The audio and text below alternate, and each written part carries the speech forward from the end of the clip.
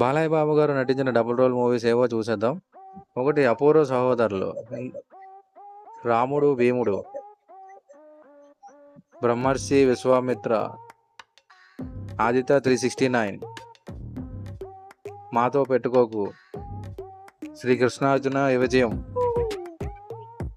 పెద్దన్నయ్య, సుల్తాన్, Chennakesava Reddy,